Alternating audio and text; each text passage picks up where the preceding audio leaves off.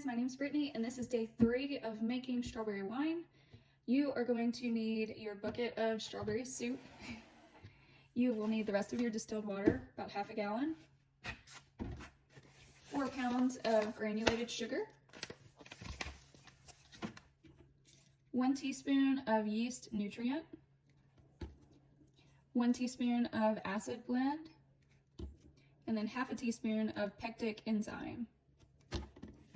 Then you're going to need your yeast. Just make sure you buy a yeast that is actually formulated for making wine or beer. This is just Lalvin EC 1118. You will need a glass with 2 ounces of warm water in it for your yeast, your sanitizer, and then something to make your sugar syrup in. I just use a pitcher and a big spoon to stir. I've already sanitized all of this. I would just go ahead and sanitize your counter and everything you're going to use before you start and just let it air dry. Okay, so first of all, we are going to make the sugar syrup because 4 pounds of sugar takes forever to dissolve. So I'm going to make it and set it to the side and let it dissolve. So you are going to need, go ahead and open this up. And I am actually going to take just like a teaspoon of this, and I'm going to add it to my little cup that I'm going to make my yeast in, because this feeds the yeast. Okay, and the rest is going to go in my pitcher. So half a gallon of water,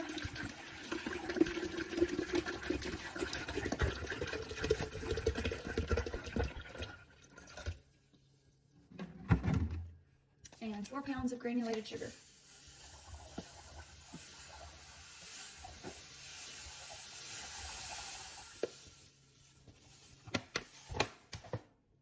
Give that a good stir, and like I said, it takes a little while for it to dissolve, so I like to go ahead and do it first so that it can just sit and work its magic. Okay, so I'm going to set this to the side,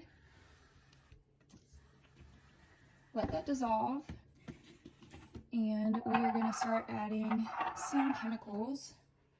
These will help break down the fruit, help pull out like the sweetness of the fruit.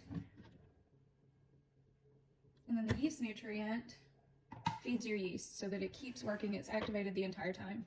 I'm going to show you real quick what my strawberries look like, and then we'll come back. Okay guys, so this is what the strawberry soup looks like right now. It smells amazing. It smells so sweet. Even though it looks kind of gross, I promise it's going to taste so good. So 1 teaspoon of yeast nutrient. Like I said, this just feeds your yeast.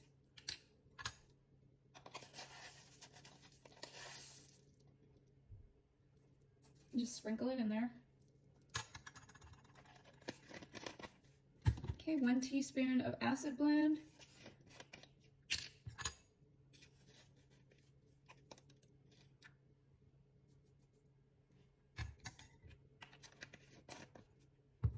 And then half a teaspoon of the pectic enzyme. And like I said, this just helps break down your fruit, bring out the sweetness in it. So sprinkle all that in there. And I'm going to set that to the side, and we're going to make our yeast.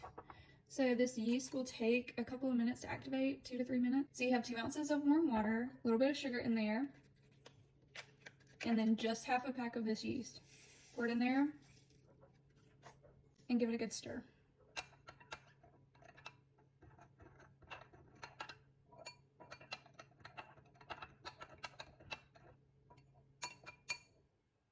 So our sugar water is completely dissolved, our yeast is ready. So we are going to take the sugar water and pour it into our strawberries.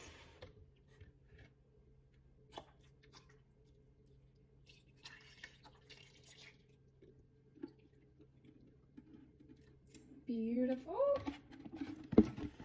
And make sure that you have a good amount of clearance, like mine comes up to here, because this is going to bubble up and you don't want it to leak out the sides. So you need that space. Don't try to top it off with water. Okay, now we're going to add our yeast. And then we are just going to give it a good stir.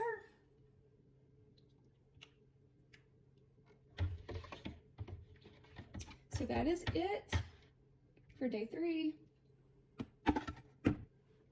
Make sure you put your top on seal it really good and make sure you have your airlock on correctly because it is needed for the rest of this process. Now that you have yeast in it, it will ferment, it will start creating gases and alcohol. See how it's bubbling? So all of those gases do have to escape. They will escape from your airlock. So that is it for day 3. Tomorrow, all we're going to do is stir, and we will actually be stirring for the next 3 to 4 weeks. But I'm going to come back on here tomorrow and just show you guys why we stir. But anyways, that's it.